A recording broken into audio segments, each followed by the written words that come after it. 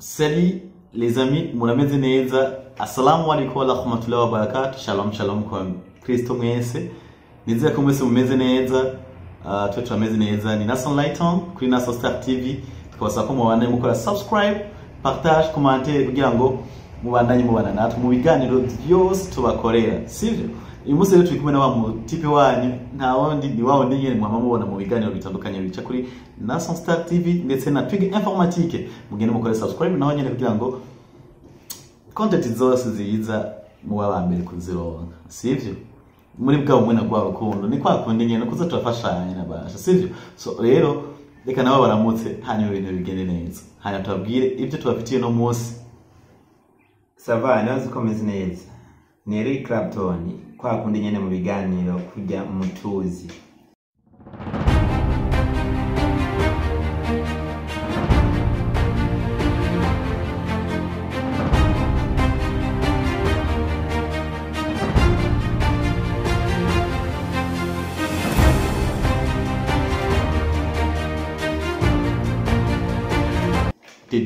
So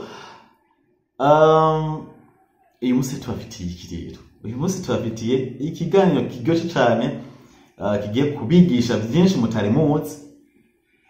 Bimwe byagiye bitituka ibindi biragenda nyine burundu. Sivyo? No kuvuga imico n'imigenzo by'ikirundi. Imico imigenzo by'abarundi byagiye bitituka bisubira inyuma ibindi bigenda bibura burundu. Nivyo tugiye kuganira kuri no munsi. Eric, reka tubabwire ku kintu cya mbere kijanye ariko mbere ko tubabwira imico n'imigenzo tumaze kubabwira les facteurs zituma iyo zatumye imico n'imigenzo genda isubira inyuma kugira ngo baze kubitahura kuko ntituza tubavuga ati buri kimwe n'icyabitumye baratwumva kandi baradutahura. Yego, uyu munsi tuje mu kiganiro cerekeye imico n'imigenzo y'Ikirundi, impamvu bimwe byatituse ibindi bikagenda burundu. Tubashikiriza ibintu ahanini cenda aho hambere abarundi basokuru bitaho cyane gukora byerekana imico yabo n'imigenzo by'igihugu cyacu Burundi. Nk'abarundi bategeza ko amagirante bubahiriza bakabahiriza. Ariko rero hari n'akandi kanzo kurenza ko kanyuma kagera 10 gusa karagiye kandi kazogaruke koko mugira ivyo cenda turakeneye ko bizogaruka. Gusa nako kararyoshe gusumba ivyo bindi byose, kararyoshe cyane. Uza kumviza video mpaka ihere ntuza kumva kana karyoshe gusumba. Sauti rero byatituse gute ibindi byagiye burundu gute. Murabona ko uyu munsi haraje ico bita iterambere. Voilà, iterambere dufatiye ku buhinga abazungu bagiye bagirane bazana. Voilà, rero iterambere ahanini ry'abazungu ryaratumye imico n'imigenzo yacu y'abarundi igirane itituka iyindi igenda burundu. Nivyo bagikurikiza bakora ubu babikora n'abantu b'abakurambere bisanzwe, abantu n'ababikora n'abantu b'abakurambere. Sawa si nouvelle génération novuga de 35 à 30 à 40. Okay, je tuno bivuga ko abazungu igihe bamaze kuza burya urazi ko naho twiga histoire y'u Burundi uzoga umugerageze kurondera ibitabo, ugerageze urondere mu Google hehe za ChatGPT, ugerageze ubaze le Burundi avant la colonisation. Ntayizo kubonye le Burundi avant la colonisation. En fait nta makuru bakubwira ya y'u Burundi avant la colonisation. Batubwira but colonisation itanguye. Sivyo? Aba bamwegize gisabo hariya, aba bari utuzi. Hari abandi bari. Donc le Burundi avant la première guerre mondiale. Kare bufise ukuntu bwari bubaye mugize byose nabyo tubuzi. Sawa mbe none le Burundi avant la colonisation. Uyu munsi turafise abantu bariho avant la colonisation ko nabo batubwira amakuru. Nibo nta bakiri. Ariko batariho ayo makuru nta. Ariko basi eske ntibigeze bandika erega mpungu nka marchive ari banze tugende bukebuke abazungu baje kudukoloniza ibintu byinshi bagiye batunyegeza baduhisha abo turi ahubwo baratwivye barabituvye barabitwara abo turi barabadukuyeho kuko uwogenda ukabaza Amerika avant la colonisation urabibona birahari sivyo pourquoi le Burundi avant la colonisation yo itayebaho hari ibintu bashoboye kuduhisha baduhishije abo turi nivyo nico gituma n'imico n'imigenzo yacu yagiye iratituka irafudika batuzana mu vy'iwabo batwereka ko ari kijambere ari terambere batuzana mu vyiyumviro bishasha so rero zo ni facteurs zituma habaho impinduka zitituka ry'imigenzo ibintu byose bigenda birasubira inyuma by'imigenzo n'imico y'abarundi okay so reka tugende kuri kimwe twabwiye ko ari ibintu 9 n'akabonisi kacu tugende ku kintu ca mbere gukengurukira abavyeyi no kubasaba impanuro uwo ari umugenzo aho hambere utegerezwa nk'abarundi batubwirane kuzirikana okay aho turasigura iki kwanza yego turasigura gukengurukira abavyeyi no kubasaba impanuro aho hambere umwana waho hambere imbere y'umuvyeyi yaramusaba impanuro y'ikintu agomba gukora ipfuza gukora nk'umugambi ariko uyu munsi kuri benshi siko bimeze arafata ingingo yo gukora iki atahanuje abavyeyi afite muri make aho hambere nk'umukobwa canke umusore iyo afashe ingingo yo kubaka gushinga urugo okay ntiyiyadukiza wenyene yagenda akegera umuryango sivyo yegereye umuryango akabwira ati je burya rero nashimye umukobwa wo kwa Matayo sivyo so rero nashaka muje kunsabira sivyo canke bakaguha impanuro bivanye n'ukuntu bamubona ibintu nk'ivyo bakaguha impanuro z'ukuntu wovyifatamwo ivyo bintu canke iyo ngingo wafashe nimba ari iyo ngingo yo kubaka bakakubwira ati mwana ego iyo ngingo wafashe ni nziza zitwara nuku canke ibyo mukobwa bimeze nuku canke bakaguha impanuro zitandukanye seho niyo ngingo wafashe donc ugomba gufata de washobora kuvuga ati jewe peut-être ndafise aga projet kana ngomba nkore sivyo ngomba ntangwe kudandaza par exemple ikintu kanaka ngomba kudandaza ibigazi ibintu by'amavuta twebwe turimbo tuvuga ivyo wacu sivyo ico gihe barakubwira ati mwana bon byo wobigenza nuko ndetse bakanagushigikira nimba ari umutahe bakakongereza bakagirane ibintu nk'ivyo sivyo but today uyu munsi bimeze gute rero sivyo uno munsi uyu muhungu cyangwa umukobwa aragenda Jean de Dieu plus divine barakundana barahura cyangwa bakayaga kuri telefone kurazi WhatsApp zaraje za Facebook zande bakahurirayo bakaganira bere n'inkwano bakanayitora sivyo bakatora ati uzonkwa amafaranga angana uko bivanye n'ibi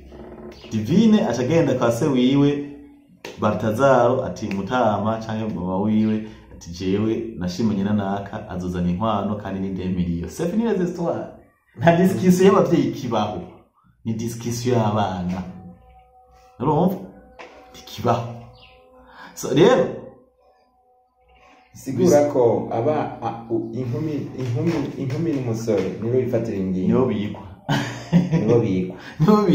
ariko kare umugabo abavyeyi b'umuhungu n'abavyeyi b'umukobwa baricara hamwe bakumvikana ibintu bikagenda neza so none kubera ko uwo muco tutobugabuka kubera ko tutoshobora kuganiriza abavyeyi mu ngingo tugenda dufata mu bikorwa byose twokora tukamaze tukabasaba impanuro nico gituma abantu benshi tugwa mu bibazo muzanga tuvuze show uyu munsi ikintu sherekeye inkwano hagati y'umuntu umuhungu nimba yifuje kugenda gutanga inkwano hari n'igihe bajya abavyeyi ubona bagenda atwa inkwano batabayitwaye iba yatanzwe kuva kare bahagenda ari nka simbore nyene kugira ngo berekane yuko dote ibaye mugabo n'umukobwa baramaze kumvikana uti umviriza amafaranga mbere yatwaye bahaye abavyeyi bazozuka kunywa benshi bazokaza yuko bazanye amafaranga mugabo yatware hajya zifini nta kibazo. So rero n'umuco canke umugenzo wa mbere.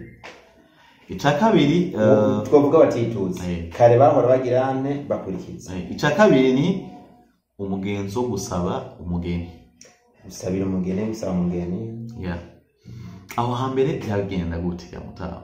Gusaba umugeni jewe Berkimas, jewe na Salaitan nagenda kwa papa wanje, sivyo? Afite umusore yaregera agafata ibyo famiye ya hafi, sivyo? Vuze famiye ya hafi ni papa wawe, umuryango wa hafi, ni so wanyu, ni nyogosenge, ni nyokorome. Acha ni kirundo cyiza tiko turavuga. Tugiye kuvuga bya bamayomba bashangatse, sivyo? Banyogosenge, banyokorome, baso wanyu, banyokwanyu, wowe wafata bajya abantu bawe umuryango bo hafi, akaba ari bagenda kugusabira umugeni. But today bimeze gute? Uyu munsi byaratituse kuko nimba jewe ndi musore nshaka ko bagenda kunsabira ya miryango, data wacu ndamwihoza, mama wacu nkamwihoza, nabo bandi bose bavuze nkashangana nkironderera nka Matayo kubera nzi afise umuduga ari wazonyonga kuri mariage, nkashangenda kwirondera uyundi mugabo kumbure afise inoti duhurira kuri business zidasanzwe, abakaba ari bagenda kugirane kuba imbere mu rugo rubanza. Ugasanga papa wawe na mama wawe ndetse n'abandi bose bo mu muryango ba hafi bubanza inyuma bakurikira wa wundi, niwaza kuvuga ijambo, niwaza kwitaho buri kimwe cyose, niwe urumva umenga niwe mutwe w'urugo. Nuko bimeze mbere ugasanga nafashe yuko iyo miryango mbwira ko noshira imbere nkuko bitegerezwa, nafashe kibajyanye nta kiratushize bazoba bambaye bazomaramaza nuko bimeze ati bajya anye nibaje hariya gusanze batumira bari nyuma abazombwira ijambo ni naka na naka na aba nibo mbere bazogenda bankikije. Nuko bimeze. So guys, urumva ko uwo muco office ukuntu wari umeze kandi no twavuze ni gusoma umugeni. Donc twavuze ukuntu kwanza byagenda iyo bagiye kugusoma umugeni rero bashitse mu bukwe bagiye gusoma umugeni, hariho barafite amajambo bakoresha, chronology y'amajambo bakoresha mu kuvuga. Ako today bakoresha imigani, imvugo mbabirira amatwi y'amajambo kugira ngo utahure icyo yashatse kuvuga, sivyo? Cyasa kuba umuntu akoresha muri make ujya mu nshinga ntayo nyine kuvuga ijambo, gushikira ijambo mu kuvuga, yavuga ijambo mu mvugo nyene y'ikirundi, mu mvugo y'ikirundi kubera yabahura n'umugabo, yabari umugabo, yabari umushinga ntaye ku wundi, kandi bagiye mu baganira bishurana mu mvugo y'ikirundi atari yayindi uyu munsi ngo urumva ngo hatwaje gutanga inkwano ku mukobwa wanyu ku nkumi yanyu musto wanyu 2035 bizohora ati wa musto wanyu rero maniga ngo sasa guys rero nuko muri papa uwo mugenzo vraiment waragize ntiwaratiritse paraporo n'uyu munsi. Irevre hariho hamwe mu gihugu cacu mu ntara zitandukanye bakigirane bakibikurikiza, mugariho n'ahandi byatitutse. Tugende ku ca gatatu, kuganira ku migenzo y'urupfasoni. Kuganira ku migenzo y'urupfasoni isho naco nyene gisa n'icagizene n'icatitutse. Afite bico kuganira ku migenzo y'urupfasoni ico kirafise ukuntu cakogwa aho hambere bitandukanye n'uno munsi, kuko aho hambere umuryango ubuze umuryango, ndavuga papa, ndavuga mama, ndavuga bene wacu, ndavuga bashikanje, sivyo? Donc umutwe w'umuryango aba ari papa, sivyo? Yarafata umuryango hajya ku mugoroba, sivyo? Aho hambere bafata hajya ku mugoroba bagafata umwanya, aho mbere byari byoroshe, baca bagacana igicaniro bakahicara ngaho kubera haba hakanye, sinzi ko babigira kubera hakanye, mugabo bon deja nuko atamatara yari ahari aho hambere, amatara yari ahari, bon babigira kugira ngo umuco uboneke kuko wasanga ari ku mugoroba, sivyo? So rero umutwe w'umuryango ari we serugo yarahamagara umugore, agahamagara n'abana bakicara imbere y'ico gicaniro. Mbe uyu munsi byogenda gute? Uyu munsi bakwicara muri salo, sivyo, bakaganira, sivyo? So rero babanze kwicara, serugo yarafata ijambo akabwira abana kuri kahise k'igihugu, kahise ku muryango, abana ukuntu bavutse, akababwira abasokuru. Urumva? Hama umwana ataza ati wavutse ryari, wavukiye hehe, mbe byagenze gute, habyazi, sivyo? Mugabo hambere baronka occasion umuvyeyi akabwira ati wewe urazi mwana we igihe wavuka, byari byoroshe, wewe wavutse je bambwiye nka jewe bambwiye ko igihe navuka je navukiye mu nzira, sivyo? Navukiye mu nzira hari abantu bita Mutumba, ayo bakwita akazina gahuye nyene naho wavuka. Oya reka sivyo, bashaka nasi nyanzira ukari gakwiye. Rero ni Mutumba kubera niho hari amahopitali, sivyo? Uduze ku bitaro by'Umutumba uriko uraduga nyene uko mu gushika navukiye mu nzira, sivyo? Aho nyene navuze mu gihe imikeke yari yapfuye nduguzango, bari imikeke igihe navuka, ivyo nk'ivyo aya n'amakuru bakubariye. None hari umuntu atazi igihe yavuka byagenze gute? Guys, egera abavyeyi, donc abana mwegera abavyeyi, muganire n'abavyeyi, mubabaze ico sekuru yasize avuze, kandi atsinda bavuga ngo utaganiriye na se ntamenye ico sekuru yasize agize, yasize avuze. Ariko tuvuge ku bana gusa n'abavyeyi. Ofete ndagitahurije uvuze. Ahanini no kugiye ku bana n'abavyeyi. So n'abavyeyi bafate rero bicare bari bugirene bugire imico n'imigenzo by'ikirundi cy'urupfasoni bitegeze mu gihugu cyacu Burundi nkuko vyamye aho hambere. Uko uyu munsi umwana arakura ugasanga ntari sekuru na sekuruza, ugasanga ni ibintu umwana ariho atazi mbega nkomoka kuva kuri nde gushika hehe basi. So rero uyu munsi abavyeyi ndetse n'abana buzuye za WhatsApp, izi smartphone nizo zamaze kudukoloniza, zidutwara umwanya wacu wo kuganira, ndetse n'urukundo rw'abavyeyi n'abana rusha rutituka kuko deja ntibaganira. Wa muvyeyi avuye ku kazi ni muri telefone cyangwa muri televiziyo, usanga nk'umuvyeyi afise umwana rero ariko aramwosa, bakora vyumva, ariko aramwosa ukahera bamuyengayenga mugira utujambo nyine hora mwinginge abana baringi utuntu nk'utwo. Ako karimbo konye nako kazi bake hari igihe uri kurakavuga umwana yamayibaza ko yakuri kwifonera kandi nakarimbo kabayeho kandi karagereye ukuntu abavyeyi bagakoresha mu guhoza abana igihozo, sivyo? So rero baraganira bakaganira n'abana kwa bintu nk'ivyo, ariko uyu munsi donc hacabaho na connection y'urukundo hagati y'abana n'abavyeyi. But today umuvyeyi ava yavuye, umwana ava yavuye, ashitse muhira uri kubaza ati bitewe gute, mumeze gute, baganire umunsi wagenze gute, ibintu nk'ivyo. We ashika afata smartphone yiwe no mu nzu no mu gitanda canke muri salo akicara agatanga gucata nabo tu video aragira wiki za televiziyo mu nzu kwa. Niba bateka dufate 30 minutes canke 1 heure canke 2 heures hajya ku mugoroba tuje gufungura, then tuganire tubazanye ibi habaho, donc harabaho n'umwanya wo kugirana imigani, kuko hajya imigani ngo umugani ugana akariho, ibitito umuvyeyi akazana amajambo yiki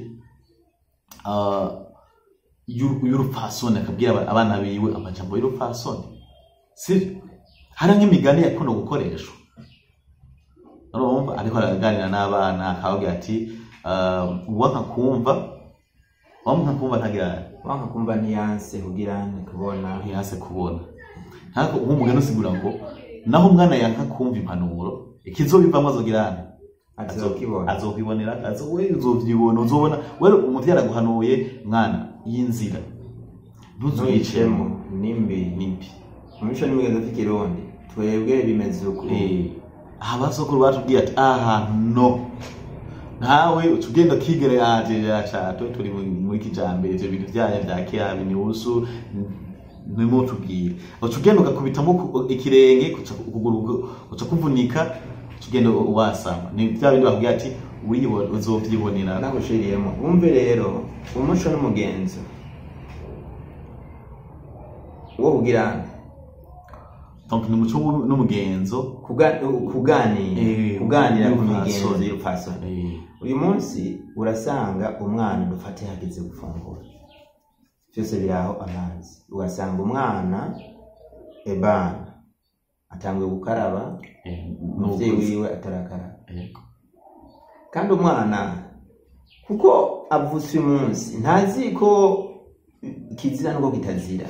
Umuvyeyi yateza kuba yarafashe wa mwanya ugati kirazira, iyo kirazira ni kwa kuganira ku migenzo. Urazi ko ata mwana aho hambere yajya ubugari bwo hejuru, wewe bw'umuhaye hasi. Ikindi uyu munsi mvuye kuri gukaraba, ugasanga urona ko ino twe turimbo, urasanga umukeke, imboga z'inyamunya muri n'ibiti dusoresore n'akarumba gatoyi, ugasanga umwana mu bakuze imbere y'umuvyeyi wiwe niwe atanguye kubogorora umukeke. Uribaza abavyeyi ntimwigera mubabwira ya mico n'imigenzo vy'ikirundi uko bokwigenza, uko bokwitwara. Mubwire ko kizira kujya ku mboga nini ukuza atarakora. Andazi ko ngaha muri commentaire abantu batanga kudutuka ati ivyo bintu muri mu bugani biki. Ariko niyo wa mugenzo badutuka. Oya aba uyu munsi baradutuka. Je suis si la certé. Nabo batatwandikira muri commentaire mugandazi ko wedoka bati peut-être kuko ari abatabitahura. Kuko niba kiba bitahura. Iyo ni ya migenzo mwebwe abavyeyi uyu munsi muba mukwiye kwisharika abana banyu mukababwira ibitegerezwa n'ibidategerezwa. Vyoba vyiza cane, apana kuva mushikira muri ya Android ku mateleviziyo ngo hari agafilime ngo agasezo ngeziko ngo magana karoreye. Umwana wawe uri kumwitaho. Ejo rero azobona umwana atanga kugira mu ngeso mbi ngo abana bubu, kandi nawe bigira mu ruhara, nawe wabigize mu ruhara, ntiwigeze umwerekeza icerekezo ciza, ntiwamuganirije. Wamuganirije vrai ou faux? Ntiyigeze mubwira ikizira nikitazira. Sivyo? Urazi ko aho hambere nta mwana yashobora guhaguruka bariko barafungura, baraheza gufungura mu gihe ubunaguzi kwanza ntiwanahaga imbere y'umunaguzi. Wowe agerageza ugafungura bukebuke ku buryo ujya kuzi agusigira, wewe ugasigara urafungura. Umwana w'uyu munsi arahaguruka akigiye, wowe ugasigara ngaho ugasigara uregeranya amasaha akanakaraba. Ivyo babwire ko bizira. Ntimwishinge igisagara, ntimwishinge ko ibintu bya ari vyiyumviro bishasha turimo turi kubaha. Imigenzo n'imico y'abarundi, imigenzo n'imico vy'iki byotegerezwa nk'abarundi. Bicarike mubabwire ibitito bihagaze ku migenzo n'imico y'ikirundi. Ibitito bitandukanye. Igitito usanga bivuga ngo umugabo si urusaku, umugabo w'ukuri ntavuga cane, arerekana ibikorwa. Ntavuga ntarenze amajambo. Umugabo si urusaku, bisigura ko umugabo w'ukuri ntavuga cane, yerekana ibikorwa. So reka tugende ku ca kane kivuga ngo gusangira no gutemberanira mu babanyi ndetse no mu miryango. Sivyo? Ico abantu benshi uyu munsi ntibakigiye hagarako cyane gusangira no kurabana gutemberanira bon mu bana reka tukinyabutse kino gusangira no mose aho hambere kuko tukakira no aho hambere gusangira jewe umuryango wanje donc umuryango wo kwa naka ntiwaraba ngo urumva ngo nuko ujya n'umuryango canke iki ubumwe gusa ubumwe bwa buri mu bantu ubumwe n'urukundo ameze naka hariya Gaburiyeli n'umuryango wiwe baritora bagatora igikemanyi canke igikemanyi haje barakizi bose agakemanyi igikemanyi bari kinini igiseke rombe ari abantu benshi ico kintu batakizi sivyo bivanye na generation turimo sivyo so rero gatunyarutse kugira kiganiro kiwe kinini cyane aho rero ico gihe mwana amaze donc umuryango umaze gutora ico gikemanyi ugashiramwo igitoki akantu bagiye bagemuriye kwa naka baba bamumenyesheje ati ku munsi wa Mungu ku munsi wa kane ku munsi munaka tuzoza gutembera tuzobagendera sivyo so uwo Gaburiyeli yitoye ngaho yacatura umubanyi ndetse n'umugenzi ati mugabo uzomperekeze gutemberera kwa David sivyo ati sawa bacagenda Dawidi nawe hariya yacatora ababanyi nabo ndetse n'inshuti n'abagenzi babana hafi akabati ega nakazongendera sivyo muraza mumfashe kwakira umushitsi bakaza kumufasha kwakira umushitsi hanyuma umuntu akaza bagasangira bakaganira bagatwenga bakishima bagakumburutsanya bakibarutsanya bakagirane sadepani byaba byabaye sivyo bagasuhuzanya ariko no munsi uragwara ukigwarana ubwo urukundo uyu munsi baca bitwaza ngo sishobora kugenda gutemberana naka ngo ataco afise ngo nta mwanya afise uyu munsi umuntu aragwara akigwaza haronka n'abantu baza kumusuhuza ni ikibazo mon frere urabura n'uwawe akakubwira yuko yabuze itike byanse so rero impamvu zose akazikubwira zerekana impamvu ataje so rero mubandanye tugera dusigasira abanyarwanda nibo bavuga ngo gusigasira umuco n'umugenzo tumbatire umuco wacu n'ubugenzo kuko nimba tudako twashigikira imico n'imigenzo tugenda tuyititura biratuma no n'igihugu gisubira inyuma ko bazungu baraduhenze ese wowe wakoze subscribe twandikiye muri commentaire ndetse ukore na partage kugira ngo iki kiganiro gishikira abantu benshi sivyo kugira tubandanye na pwe ya gatanu twumve nayo ukuntu ivuga tugende ku kintu kigira gatanu umuco n'umugenzo w'ikirundi ugira gatanu n'uwo uvuga guhana amahoro n'ijambo ry'ikaze aho hambere cari ikintu abarundi bacu bita ariko ugiye kuraba uyu munsi urasanga abarundi muri twebwe guhana amahoro byarahapfuye guhana ikaze ivyo vyose byaragize byarahapfuye mbega ubwo n'urukundo ko abarundi tubandanye twerekana hagati yacu konzi urukundo hagati yacu ari kimwe mu bintu bituma n'iterambere ry'igihugu ritera ribaho akarorero mon frère tuvuze kugahana amahoro hari igihe utarutahura neza uyu munsi bashobora guhura n'umugenzi wawe canke undi muntu wari we wese ukasha witaho kuba wagirante woraba ruguru canke ukunamika amaso kugira ngo ntanakuramutse muri make uyu muco uyu munsi ntabwo ukurikizwa warahindutse abantu novuga ko bamaze guhinduka barahinduka imitima uko aho hambere umuntu iyo ahuye n'uwundi inshuti y'umugenzi sivyo kuko urazi nk'umuntu ugasanga n'umuryango ukamukanya karengana utamuramukije kandi wamubonye petetre agiye nyina atakubonye mugabo we wamubonye ugashobora wirabira uko sivyo so mugabo hambere ubonye umuntu muzinanye sivyo mwaramukanya sivyo kimwasaka n'umumuna maze n'igihe kirekire mutabonana umubonye mugahana hug mugahoberana amahoro mukaganira abantu baba mama baho hambere ho bazomba ngo girizi giraso ivyo wowe urabizi burya abana b'uyu munsi bavyumvise bavuga uti aba bantu nibiki barasara canke nibiki barimo ivyo urabizi iyo ari ndamuso yerekana amahoro ihagaze ku musho n'umugenzi w'iki kandi cy'ikirundi rero ivyo vyatuma abantu biyumva namwo bakagiranira urukundo n'ubumwe sivyo ariko no munsi zimenga sinzi ibintu byadufashe sinzi ibintu byaduteye ese dufise ikihe kibazo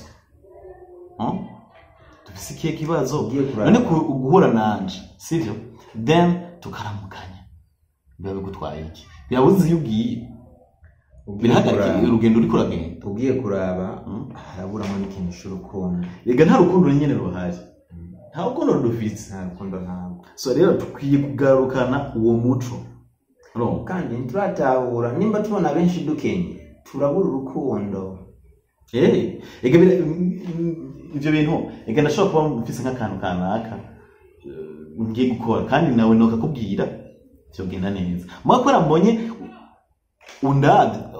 duhuye ukasubira ku ruhande nanje ndaba ku ruhande bigatuma kakana nawe sinakakubwiye sivyo kumbure ngira ndagitahura kiva ku mpamvu zitandukanye naho woba umperanye sivyo nje gukura warabwiye madame wawe ntisigura ko madame wawe vyosha bishika ntano ni karibu atazi nikinza si question yo guherana gusa canke naho woba umperanye ntisigura yuko duhuye wocuka gukaraba ruguru kundamutsa wapi tubikore mu vyo guherana abana shima sivyo umutima wonyene umutima sivyo hano ushobora kugenda gutembera ukivana tukavuga ati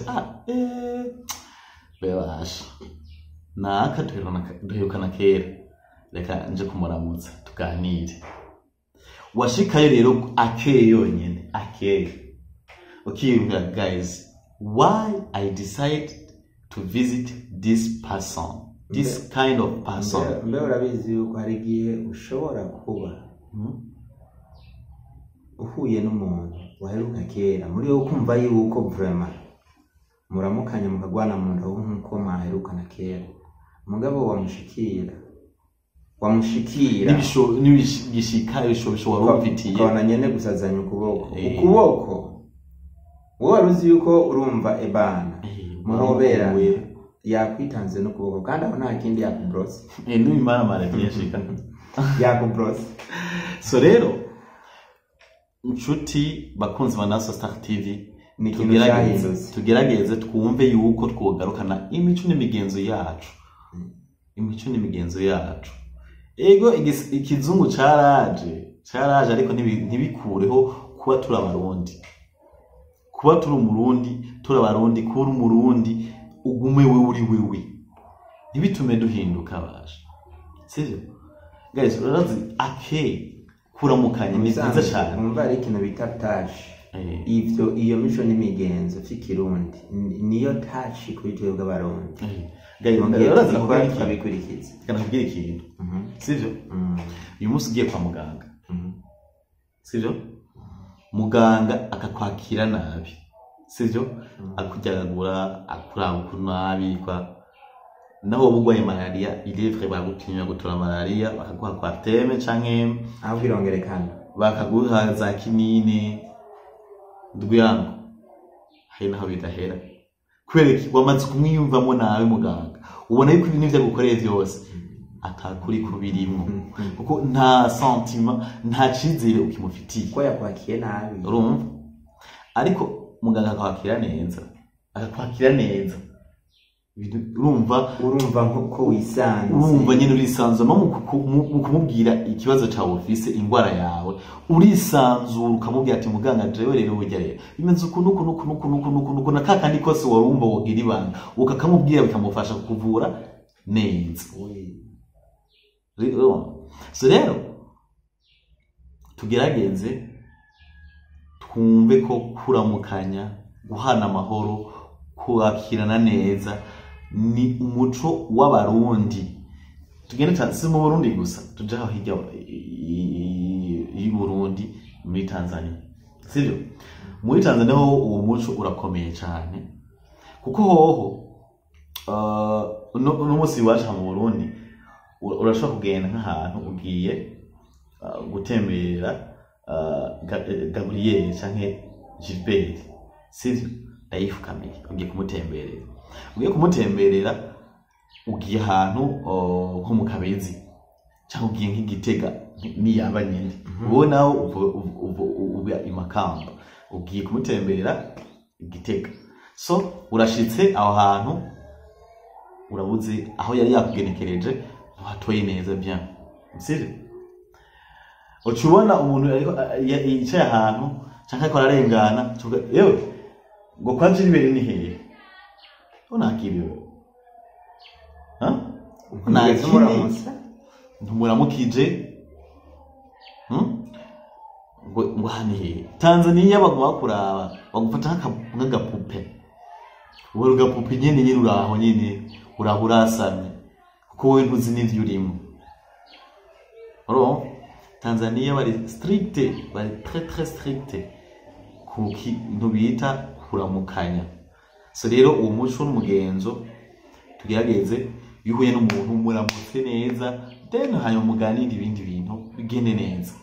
Ndibaza ko ahantu hatahuye no kwandika muri commentaire namwe muvuga ikindi kuntu mu vyumba nimba vyoguma kunyene canke twosubira kuri wa mugenzo. Urabona yuko byahinduye canke bitahinduye canke umugenzo byarahindutse hakogwa iki? Uwo mugenzo woguma kunyene turi uyu munsi canke dusubira ko byari bimeze kera canke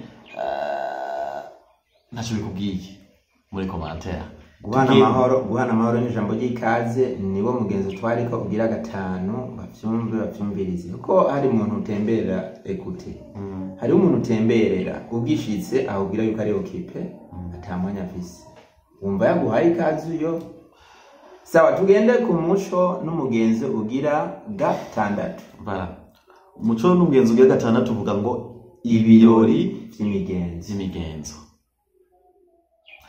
Mu birori vy'imigenzo aho hambere vyagenda gute? Aho hambere mu birori vy'imigenzo mu kibano muri quartier baratorana bakakora ikirori. Ico kirori caba kiri mwiki? Imbyino z'akaranga. Babandi batamba imbyino z'ikirundi, ibicurarangisho, abatamba ibicurarangisho, donc imiduri, ikembe, inanga, inzamba. Ivyo hari abantu benshi batabizi uyu munsi, batabizi bafise meme na 30, 35 batarabizi, batigeze banabibona. Mu bisanzwe uyu munsi ivyo bintu biri hake. Sur la part des arts murabizi bintu. Wumvira ko ivyo uko vyakuweho niki? Vyakuweho n'imiziki vyaduka.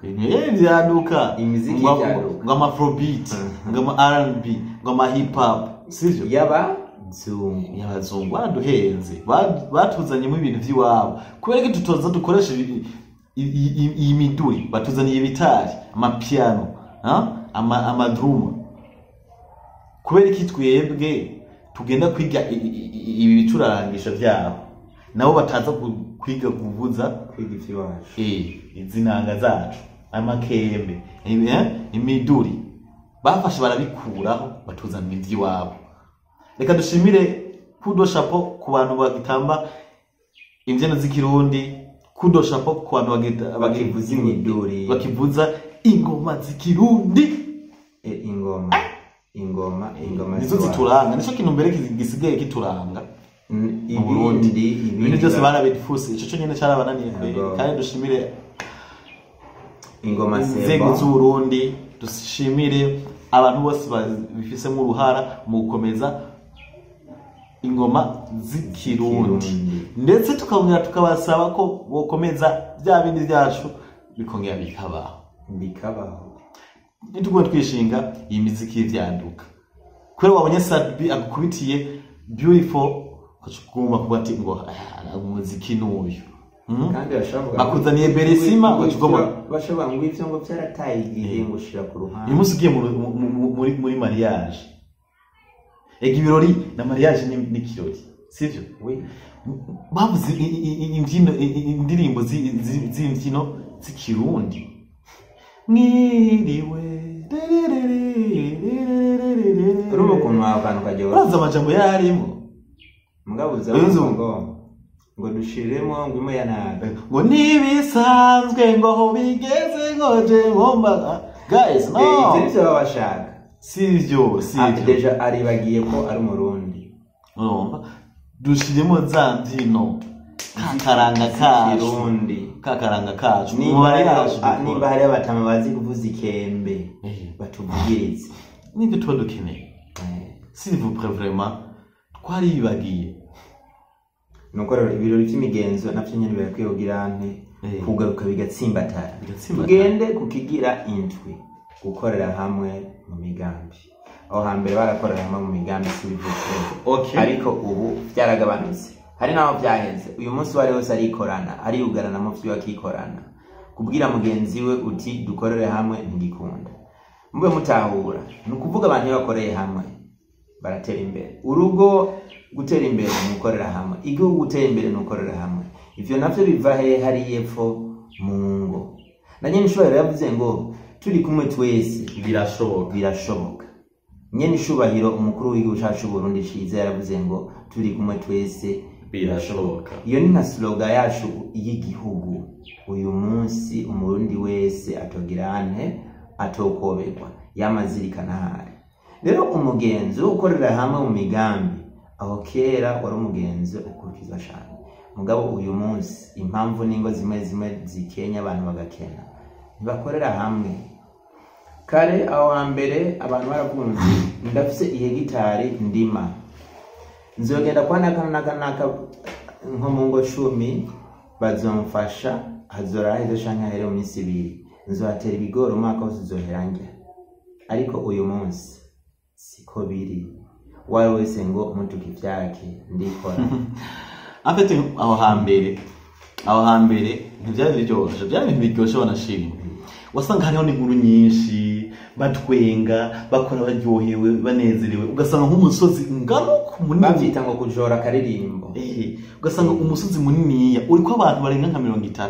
gahora bakorana na morale bajya bari kurimira naka ati ryari naho bazari kwa naka hirya y'ejo bazaba bari kwa naka hirya y'ejo bazaba bakagenda bafashanya uko nyene ugasanga ibintu biraryoshe bariko bararimira hamwe n'ubumenyi wasanga bugira kuko uyu munsi wende mbufise ubumenyi bwo kurima sivyo ukaba wampamagaye ngonze harakari nazanana iwawe nuko we gusa icari aho hambere nimba naka yatumye ko abantu bangahe bagirane bamufasha gukora yatugura ikijumbu n'igiharagi neza canke umwumba tumeze neza bwabigoye hano kagirane bagakorera hamwe sivyo rero uwo muco twakwiye kugirane kuwutsimbataza ugakomera cane uyu munsi ukabona ahantu bariko barima ari benshi umenya ko ari isengero ryagutse riri gukora ntuzogira ngo ngwara rukundo ngo nabari gufashanya ejo ngo bazogenda kwa naka nta rukundo mwana rukiba urukundo sikire tugerageze dutahure umuco w'abarundi abarundi gatura abarundi abazungu ntibaze baduhende ntibaze baduformate batwereke ko ivyiwabo urumva ari byo twogirana donc uyu munsi bagerageza kutwereka ibintu nyene donc ibintu vyabo ko rivyo bigezweho ari byo twokorerako ivyo navyo bikazotuma badufata kuko biri mu bintu bizodusubiza inyuma mwiterambere ryacu twafuma twemera tugakena sivyo mugabo tugakena turiko dutegura kazoza kabana bacu abana yuko abazungu batwifatira ega no muri baratwifatiye havyuze baratwifatiye kuko nyene nk'ibi inyakare byakogwa ubu unye ntibigikorwa kubera bo baraje barabitwibagiza turatwibagira niko nakubwira ati le Burundi avant la colonisation ntibaho kandi yari isanzwe ibaho ko abarundi bari basanzwe baho avant la colonisation même avant la première guerre mondiale bari bahari deuxième guerre mondiale bari bahari ariko ugenda ukabaza muri Google ushobora kuronka amakuru y'u Burundi avant la colonisation kuko abari bava la colonisation mbega uyu munsi turabaronka batubwira amakuru. Bon, nico sico twofatira ko mu kumenya amakuru yaho. Kuko wogera kubaza nk'amakuru ya Amerika ava Première Guerre Mondiale ngo yaronka none uzo kuyasaba abakora mbere. Sawa mbe ava la colonisation abariho bari bize hari amakuru banditse mu bitabo. Ikibazo Amerika basize erega naho nyene ntuvuye mu Burundi nko menga ntwara inkandagura ya bitabo gusa. Ese Amerika baba barize none amakuru bayakuye. Erega histoire irabaho sivyo. Erega uko bagiye bakura sivyo hakaba haza amashure abo bico gihe barandika muge ivyo barize abazungu baragize baravyivye haje wogena mu za Belgique mu Bubiligi Allemagne Belgique ukagena mu bibliothèque hari ibintu byinshi ubona ukacumara ukacunasanuka no kurirukana. Wanashima rero iki gitabo gutangaza bemera ko abarundi binjirayo sivyo, bemera ko ivyo bitabo tubisoma, ntibemera ko tugirane tumenya umurundi wa kera uwariwe. Kuko hari byinshi abazungu badutwaye byinshi batwibagiza byinshi kandi na hariya abarundi iyo dushitseyo ntibatwemerera ko dushika aho ivyo batunyaze bagize babishize. So rero mu majambo make twebwe baragomvye kutwebagiza aho turi. So rero ni twebwe rero kugerageza kwiyibutsa aho turi kandi tutabishizemo uruhara rega ntibizigira bikunda. Tuzoguma tubibona uko nyene ibintu biguma bihinduka twivugisha ngo nikijambere abazungu baduhenda ngo nikijambere. Ese bizogarukira hehe? Ese tugende turi gusa ngo nikijambere? Oya guys, tugerageze tubungabunge igihugu cacu n'imico yacu. Abazungu ntibatuzanire ivy'iwabo bishasha ahubwo tubeho umukuri kwacu sivyo. Ikigira umunani kiravuga ngo kivuga ko kiganduye yango kurinda kuvuga amajambo mabi imbere y'abakozi ndetse n'abavyeyi. Onye baradutahura cyane amajambo mabi ntibatahura nguruma ngo nabana bo kurinda kuvuga amajambo mabi imbere y'abakozi. Sasa imbere y'uwari wese naho ukuze ega n'ukuze arasomera umwana sivyo none. Rero no kuvuga kwirinda kuvuga amajambo mabi imbere y'abantu canke kumbura imbere y'abakuzi. Aho hambere wari umugenzo wategerezwa mu Barundi, ariko uyu munsi urahura n'umuntu yaba ukuze yaba umwana mu ibarabara akavuga ijambo shumaramara. None umwana nimba uyu munsi avuga amajambo mabi imbere y'abakuzi mbega barayumvise hehe? Kuri abantu bakuze. Hari abantu bakuze hanyuma naguze nawe avuga amajambo mabe imbere y'abakuze canke imbere y'abana nawe nyene yabikuye nuko yakuze atavyazi. Ega nico kintu kigaruka ca kintu twavuga ku ca gatatu kuganira amajambo y'urupfasoni kuganira. Abete iki kigaruka kajya nyene sigura ko rero kuko ningana kubwira rugendo kebo nimba famille umuryango sivyo chef de famille serugo atahaye discipline abana bakiriba kajyo ko gufata umwanya wo kwisharika kuko bavuga mu Kirundi ngo igiti kigororwa kikiri gito sivyo. So rero mu gihe atahawe iyo discipline akiri muto, azokura ari mu discipline nyene uko nyene. Uzobona umuntu mu bantu adatinya kuvuga urujambo ruje uko nyene rusunitswe n'umuyaga. Urumva kubera iki nta discipline yigeze abihererwa. Donc azi yuko ataco bitwaye. Urumva turi muri yasi nyene tuvuga ati naco bitwaye bivuge naco bitwaye naco sivyo. So rero kwirinda kuvuga amajambo mabi ni ibintu vyiza. Urumva ntandero nziza babirimo wirinze kuvuga amajambo mabi afite uranizerwa no mu bantu sivyo. Uko hajya mu bantu barashobora kuvuga ati naka n'umuntu yitonda avuga make kandi avuga ibintu bikenewe sivyo. Peut-être hamwe twomutwara muri ibi bintu akaduserukira hari cyo yogira nte cyo pizza yari cyo yomara ni intwari none baba uzogera uropagurika aho shitse hose uvuga ibijambo bidatonze bidapanze bimeze uko byishakiye sivyo hanyuma wowe muzovuga kwande hariyo n'indahiro zitaba zikenewe indahiro mbi sivyo so rero tugerageze kumve tutahure abo turabarundi dufise imigenzo yacu ituranga dufise ibituranga ku buryo naho washika hanze wait Queen Keke asanzwe ari mu gihugu ca Kenya n'umurundi kazi avuka mu ntara ya Gitega niwe bamubajije ati numu TikToker akomeye cyane akurikirwa n'abantu bari mu miliyoni n'umwana vraiment ariko arahitinga sana niwe yavuze bamubajije iyo uravye cyangwa iyo abantu sivyo bakuravye cyangwa bariko barakuganiriza bagwiriranya gute abakobwa b'abarundi kazi ndetse n'abakobwa b'abanyakenya aho usanzwe uri yavuze ati twebwe nk'abarundi kazi naho sara sivyo hakantu kakarangamutima k'umurundi kagaruka sivyo barakadushimira cyane kuko urumva donc uragumuka ugasara ukagira nti mugabo ukagera ahantu ugarukira kubera ko uri umurundi ya discipline wahabwa y'umurundi ahantu ugarukiye so rero tugende turepresent aho tugeze hose bavuga ati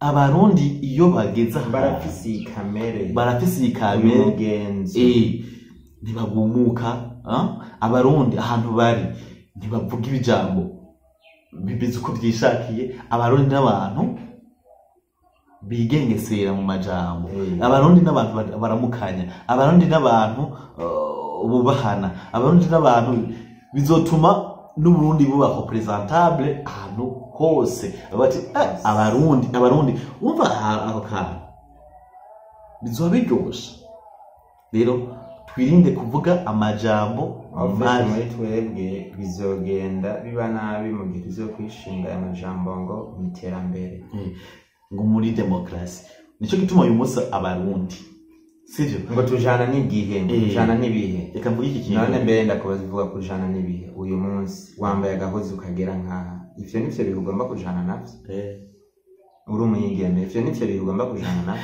reka mvuge iki kintu uyu munsi reka twifashishe ibintu bya politiki kidogo ariko mu mubarere sindi munyapolitiki ariko navyo birakenewe uyu munsi mu mugambo wa SNDD urisanzwe uri ku butegetsi hariho ico bita inyigisho z'akarangamutima k'umugambwe wa SNDD FDD sivyo kandi ni ikintu ciza ku mugambwe ndetse n'abasenere bagomba no ku bandi bose bakabigira inyigisho nziza original ariko ico nosaba hasaba leta abo karangamutima ko kwigisha umugambwe karakwiye kuba mu Burundi bwose hakabaho gukundisha apana umugambwe gusa gukundisha umurundi igihugu ciwe kuko uyu munsi umurundi niwe wenyine azi kwisamburirako umurundi niwe wenyine azi kwisamburirako uyu munsi urashobora kumva umurundi sivyo kwera yabonye peut-être naka ujye mutegetsi kanaka yavuze uko gusa yatiriganye kuko turi abantu ururimi hari gusa rwanyereye sivyo kuko twese turi abantu gusa ukantu gusa gatoyi n'injana yavuze vyiza gusa kantu gatoyi niko yavuze ururimi rwanyereye sivyo baca bagafatirako bakamuvuga naka patati patata ibintu vyinshi bakamucafuza bakagiranye abarundi bonyene ariko abandi cyangwa mu Rwanda ni wahe munyarwanda uzosanga ariko avuga nabi president Paul Kagame jamais kuko barazi agaciro ka president kuko barazi agaciro k'igihugu cyabo sivyo echa wibaza nk'umurundi yubabuka akavuga nabi akavuga umukuru w'igihugu ciza c'Uburundi nabi Sebarundi cyane byabene ni kubereke nta discipline wahawe bien avant harakaranga mutima dafise amagambo umuvyi atakubwiye kumenya kuvuga ibikenewe kwibara kubaha abagusumba, sivyo? Aho ndibaza muriko muraza, muriko murabitahura, sivyo? Reka tugende ku cyanyuma aricyo c'icenda, sivyo?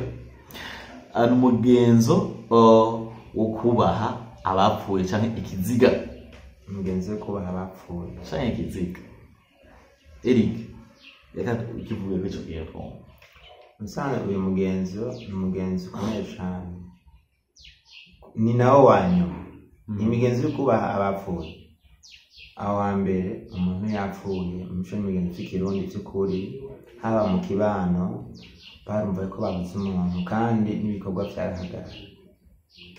byarahagara mu banki ntiyashobora kugenda gukora, kandi mugenzi we yabuze umuntu ngo afate isuka asohore aho yanshaka, ahubwo yifatanya nawe bakarira, wari umubabaro kandi barasanga n'ikirinda. Ariko uyu munsi hari n'ugenda ku maziko kubera guhuti banaka bagiye je nsigare mugira aho bibaza iki n'iki, ugasanga agiye kubera isho, kubera atari urukundo nta n'umubabaro yigeze agira, sivyo?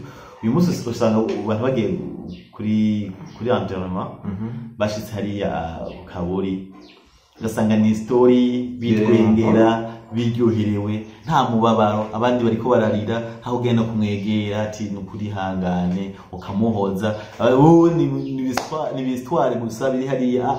Bwana ngo wabonye Madrid ukuntu yarayikubiswe, wabonye ukuntu ibintu vyagiye bigenze ukuntu kubiko baritwengera hariya inyuma. Guys, baba bari mu zindi nkuru z'umunezero wabo. Guys, turi mu mubabaro, byaboneka ko batiza kuba bari mu mubabaro. Byandi nyene ubumwe n'urukundo byagiye byaragiye, rero nta rukundo tugifite. Nico gituma ivyo bintu biriko biratugira bitugaruka ko biriko biraruka ko, sivyo? So guys, dukundane, twubahane, twumve ko twebwe turi abarundi, dutegerezwa guhagarara nka barundi. Ivyo twakora byose tubikore twiyumvira gumisha n'imigenzo by'ikirundi vyacu, sivyo? Uyu munsi muraja ku kiriyo ugasanga bibereye ku ikarata batera inkuru, ibintu byine bitaja ntibize, urumva? Ugasanga umuziki barakina inkarata nyene banaranje nigeze kuja ku kiriyo soir, hari soir wari umuziki, party after party, inzoga bakubita. Guys, aba babuze bari nigihe cy'umubabaro canke ni celebration ko umuntu no munezero. Erega je ndibaza uyu munsi si vya kera haba ikiriyo yari symbol yerekana umubabaro abantu barimwo kubera babuze, but today ni celebration yuko umuntu abavuyemwo. Mbona kuvuga iki? Ivyo vyose no ukuntu uyu munsi umengo umuntu apfuye mu bisanzwe. Burya hari umuntu abuzuyiwe, ntiyarakwiye kudepansa gukura kanoti ku mufuko n'ijana gukoresha amafaranga yerekeye mu vy'urupfu. Bara abantu bari bakwiye gutanga umucanga bakaba. Ico no kivuga ko nawe yotanga, sivyo? Kuko nawe n'umuntu, sivyo? Ababanyi n'inshuti n'abagenzi n'umuryango. Oya, wena yotanga kuko arabuze. None ababanyi bara. Erega yura, Eric ndakubwira ikintu kimwe. Naho umuntu yo guterera gute? Ntashaka guterera byose 100%, sivyo? Haro touch yiwawe. Naho uba wabuze nukuvuga guterera. Nugutera ku rubanza kwanza noru. Erega urubanza kera urubanza gose, sivyo? Erega bavuga ngo nyine kiziga ni waherera hanoka. So rero nitugije mu bintu vy'amaranga mutima, urumva maremare, sivyo? Me tuvuze mu ubumwe n'urukundo ntibisigura ko wewe nawe ucuzinga amaboko, urumva? Touch yiwe utegerezwa kuboneka kugira ngo baboneke ko na wewe uri present muri ivyo bintu. Mugabo ababanyi n'inshuti n'abagenzi bategerezwa kugira, urumva, bategerezwa kugira ubwo rukundo n'ubumwe n'iterambere bakafatanya, sivyo? So rero tubandanye dusigasira umuco n'umugenzo w'abarundi, tubandanye tufitaho cyane gose. Nibaze yuko ico cari cyanyuma.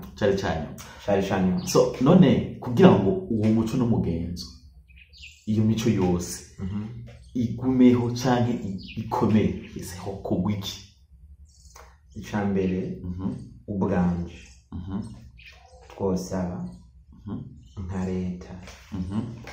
leta yacu y'Uburundi ko yoshobora gushiraho inyigisho zerekeye imico n'imigenzo vy'ikirundi mu mashuri. Nivyo Abana bagahora bagirante bavyumva bavyiga babikoresha cyane kugira ngo imico n'imigenzo vy'ikirundi bisubire bigirente bigaruke. N'inyigisho zo gukunda igihugu mbere nazo nyine zigafata ya mbere kwishure mu mashure kugira ngo babeho bazi mbe Burundi bwavuye he, imico n'imigenzo vy'igihugu cacu niyihe, ivyo bafida cyane. Icya kabiri twovuga ni content z'ugwaruka, aba YouTuber, aba TikToker, abantu bakoresha Facebook, abanditsi bose bakoresha imbuga ngurukana bumenyi, nuko bagerageza gukora ama content yerekana imico n'imigenzo vy'Uburundi kugira ngo umuntu wese aho kuraca hose gumumva imico n'imigenzo y'Abarundi. Nawe ushiremo bipfira niyo ushobora kuvyerekana uvuga ngo wewe ntibigeye uri gusubira inyuma. Uri gusubira inyuma gute kandi ndi umurundi ndiko nderekana ivyerekana umurundi kuva wa mbere. So rero tugerageze rero twese dukunda igihugu, dukunda imico yacu, tukubahiriza imico yacu, nitwishingije ibintu by'abazungu. Akabonisi rero harico bita umugenzo wo gushinga amashiga. Umugenzo wo gushinga amashiga ndabazana ntabuze. Umugenzo wo gushinga amashiga gusa navuze ati ode binavuze ati umugenzo ntuzogaruke ugende. Iyo twavuze cende ya mbere itsimbatare wowe uri kuratwumviriza uitsimbataze nakadiver sivyo uitsimbataze iyo cende ya mbere twavuze. Nawe uratubwiye muri commentaire ubundi muco wumva ko wari ukwiye kugaruka sivyo. Ndetse nimwashaka ko dukomeze kino kiganiro tuzobakorana part 2 tusigure umugenzo umwe tuwagure. Gashika ko arico tavuze ariko babona cari gikenewe muri commentaire mutubwire sivyo. Uwo mugenzo rero w'akabonisi uvuga ngo umuco wo gushinga amashiga. Afite aho hambere iyo umugabo canke iyo umusore yubatse ugwiwe agashira umugore mu nzu harico bita gushinga amashiga sivyo. Gushinga amashiga byagenda gute? Afite umugabo umusore yarafata naho babana neza n'umugore, babana neza tangwa nini hari sivyo. Yaragerageza karondera agakosha umugore yokora kugira ngo amutwikira amakofe nk'atatu nkane sivyo, akamukubita. Wazomba umugabo aramubise n'ababanyi ntibazi kuko baba bazi ati okay baje bati arashinza amashiga hari uri hariya kuri iyo musozi uri hariya bonaka arashinza amashiga. Wewe bita gushinga amashiga yaragukubita umugore kugira ngo ivyo vyaba kugira ngo umugabo arabe si umugore niyakwita umugore canke ni haba akantu k'umugore azoshoboye ati reka tuzipange kugira ngo barabe ati uramubise sinagaherana. Bone wo bita umugenzo wo gushinga amashiga. Duhure muri commentaire mutubwire uko namwe muvyumva, mutubwire nabo ubundi mugenzo muzi muri commentaire. Tubakunda kandi mubane mukora partage. Wote rakora subscribe warasizwe n'amajambere, kora subscribe, s'abonner, partage kuri stati yawe ya WhatsApp, share, uhera abagenzi bawe kugira ngo imico n'imigenzo tubandanye tubisigasira. Tubakunda cyane. Ciao ciao. Merci beaucoup.